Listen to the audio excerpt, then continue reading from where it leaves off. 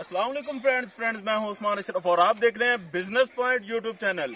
मुख्तलिफ business ideas लेके आपके साथ हाजिर होता रहता हूं। आज की वीडियो में हम बात करेंगे मुर्गी फार्मिंग के हवाले से। मुर्गी तो बहुत सारे लोग पालते हैं, लेकिन फ्री रेंज मुर्गी पालने का क्या फायदा है? इस मुर्गी को कितना चारा और कितनी फीड खिलाई जाती है, कितनी फीड चारे की वजह से इनकी बच जाती है, कितने अरसे में ये मुर्गी तैयार हो जाती है, कितने अंडे दे पाती है, बीमारियां क्या क्या हैं, और इस हवाले से मुकम्मल मालूमात आज की इस वीडियो में क्लियर की जाएगी। आपसे की जाती है रिक्वेस्ट कि वीडियो लास्ट तक देखें और चैनल को करें सब्सक्राइब, ताकि नेक्स्ट आने वाली वीडियोस आप तक पहुंचती रहें। तो चलिए इंटरव्यू शुरू करते हैं।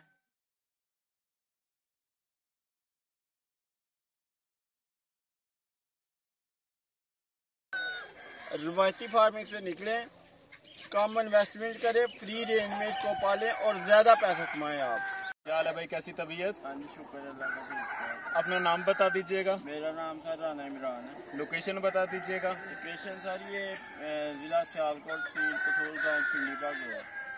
कब से ये कारोबार कर रहे हैं? ये 8 महीने हो गए कारोबार करते हैं। कैसे ये ज़हन बना के फ्री रेंज हैंड फार्मिंग की जाए?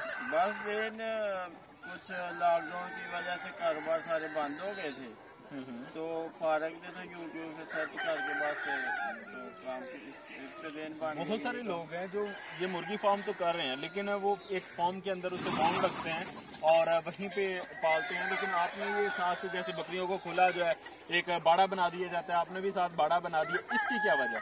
इसकी वजह ये है कि वो जो अंदर ही फार्म के रहता है ना, उसको सिर्फ फीड डालनी पड़ती है। सही। तो वो देसी नहीं रहता वो फीड ना। सही। हाँ जी, इस तरह यानी बाहर जो इनको जो कुछ मर्जी चारा भी डालते हैं, दाना वगैरह भी डालते हैं, अंदर सिर्फ इनको फिर फीड ही डालनी पड़ेगी।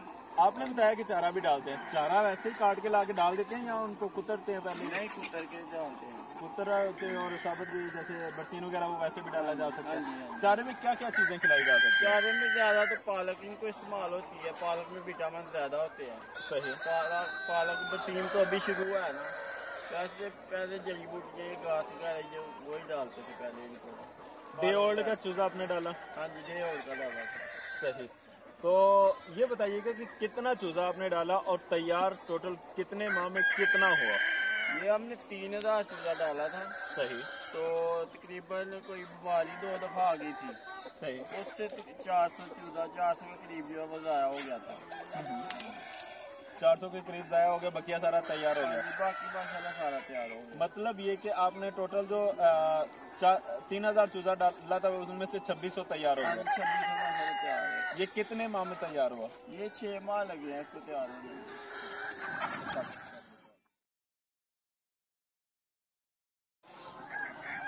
अच्छा, ये बताइएगा अभी ये जितना हो चुका है, इसमें से कितना अरसा आपने इन्हें जो है नॉर्मल चारा वगैरह और इस तरह की फीड खिलाई, और अभी प्रॉपर फीड कब से शुरू की है?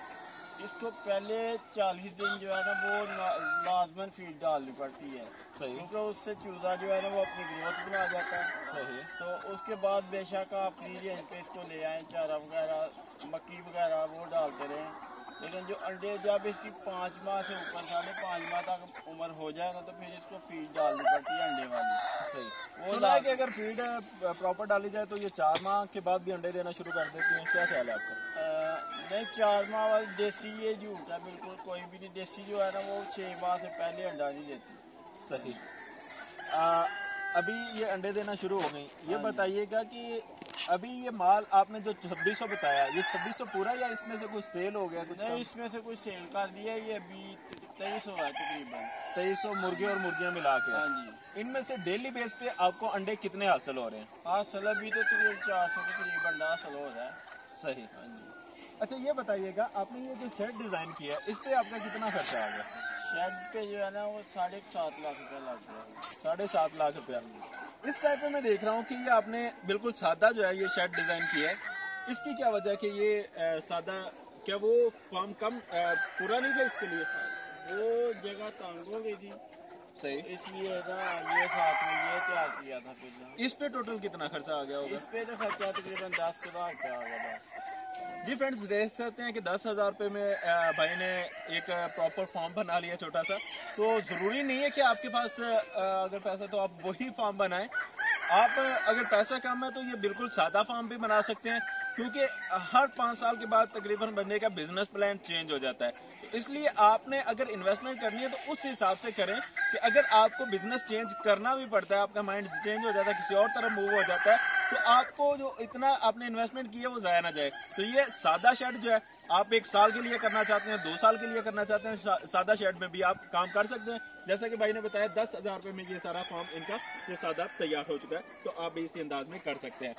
अच्छा ये बताइएगा, इन मुर्गियों में बीमारियां ज्यादातर कौन सी आती हैं? ज्यादातर इसमें गुमोरो आती है, सही, और काक्सी वगैरह, गुमोरो और काक्सी। सही। इसमें ये बताइएगा कि कुछ अरसा ऐसा आता है जब ये चूजा होता है 30-40 दिन का होता है, उस दौरान इन्हें कुछ ऐसी एक बीमारी टाइप लग जाती है कि ये एक दूसरे को ही खाना शुरू हो जाते हैं। क्या इस फॉर्म में भी ऐसा कुछ हुआ था या नहीं? वो विटामिन की कमी होती है, शुरू हुआ था, लेकिन उसके लिए इसको विटामिन देने पड़ते हैं और इसकी चूंच जो है ना वो काटनी पड़ती है। चूंच कैसे काटी जाती है? चूंच वो मशीन होती है, उसके साथ काटा जाता है। एक हफ्ते बाद इसकी चूंच लाजमी काटनी पड़ती है। जी फ्रेंड्स, ये भी एक मरहला आता है जो न्यू इसको स्टार्ट करने वाले हैं, उनके जहन में ये बात होनी चाहिए कि जब ये 30-40 दिन के दरमियान होता है चूजा, तो इनमें ये बीमारी लग जाती है कि ये एक दूसरे को ही खाना शुरू हो जाते हैं, और ये सिस्टम ये चलता है कि जिसको खून लग गया उसको इन्होंने खाना शुरू कर देना होता है। तो उसके लिए आपको विटामिन पूरे करने होंगे, और अगर आपसे नहीं पूरे हो पाए तो उस दौरान आपको चूंच काटनी पड़ेगी। चूंच के लिए भाई जैसा कि बता रहे हैं, एक मशीन भी इस्तेमाल हो जाती है। इसके अलावा अगर आपके पास मशीन नहीं है, यकदम आपके फार्म में ये बीमारी शुरू हो गई है, जब ये शुरू हो जाती है तो ये बहुत स्पीड से एक दूसरे को खाना शुरू कर देते हैं। तो उस सूरत में आपने करना यह है कि हीटर जो सिलेंडर है उसके ऊपर प्लेट एक रख सकते हैं स्टील की, और वो जल जाएगा, चूल्हा जल जाएगा तो वो गर्म हो जाएगी। जो चूजे हैं, एक साइड पे आपने दरमियान में एक कोई पल्ली टाइप लगा के 2 पार्ट काट देने हैं उसके, एक साइड से चूजे पकड़ते चले जाने हैं, और उसकी चोंच जो है उस प्लेट पे लगेगी, जिसकी वजह से आगे से थोड़ी सी उसकी नोक जो है वो जल जाएगी, कट जाएगी। उससे तकलीफ तो होगी, तकलीफ है हमारा, लेकिन इनकी ही बेहतरी के लिए है, वगरना ये एक दूसरे को ही खाते चले जाएंगे। तो इसलिए आप इस तरह चूजों को इस बीमारी से बचा सकते हैं और अपने बड़े नुकसान से आप बच सकते हैं। अच्छा ये बताइएगा कि अभी आप 400 अंडा इससे ले रहे हैं डेली बेस पे, ये अंडा किस रेट पे सेल हो रहा है? अंडा हम 20 रुपए का सेल कर रहे हैं। रोजाना की फीड अभी कितनी दे रहे हैं आप इन्हें? इनको 3 बैग दे रहे हैं। 3 बैग का टोटल खर्चा कितना हो जाता है? बैग कितने का? 8,500 रुपया खर्चा है उनका। सही। तो ये अंडों से पूरा हो जाता है? नहीं, अभी तो नहीं पूरा होगा, अभी तो जेल से जा रहे हैं। सही। यानी आने वाले वक्तों में जब इनकी प्रोडक्शन बढ़ जाएगी, अंडे ज्यादा हो जाएंगे। अभी कितने दिन हो गए अंडे स्टार्ट किए हुए? अभी इसको 15 दिन हो गए अंडे स्टार्ट किए। सही। तो यानी उम्मीद है कि ये फायदेमंद कारोबार साबित हो सकता है इंशाल्लाह। मेरे व्यूवर्स को इस हवाले से कोई और पैगाम देना चाहें, अगर जो मैं नहीं पूछ सका तो वो बताना चाहें तो जरूर बताइए। व्यूवर को ये पैगाम यही है कि माशाल्लाह काम करना चाहिए, जरूर करना चाहिए, नुकसान नहीं है इसमें काम में, ये 100% गारंटी है अगर वो मेहनत करे तो। सही। तो अच्छा ये बताइएगा कि मुर्गियां तो अंडे देंगी, लेकिन ये बहुत सारे मुर्गे हैं, इनका आप क्या करेंगे? ये किस रेट पे सेल हो जाते हैं? ये 1,000 रुपये का मुर्गा सेल कर रहे हैं हम।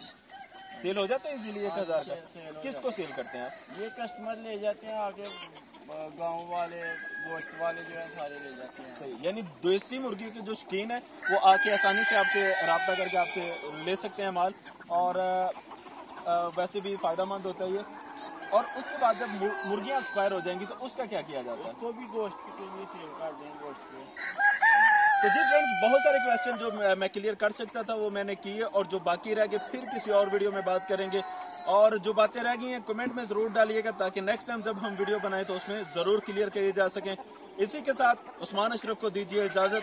वीडियो को शेयर लाजमी करना है। हो सकता है कि ये काम आप ना करना चाहते हो, या आपकी पहुंच से दूर हो, या आप शहरों में रहते हैं, लेकिन शेयर करने से फायदा ये हो जाएगा कि किसी और जरूरतमंद का भला हो सकता है, उसके पास इंफॉर्मेशन पहुंच सकती है। शेयर जरूर कीजिएगा, वीडियो को लाइक जरूर कीजिएगा, चैनल को सब्सक्राइब करें ताकि नेक्स्ट आने वाली वीडियो आप तक पहुंचते रहे।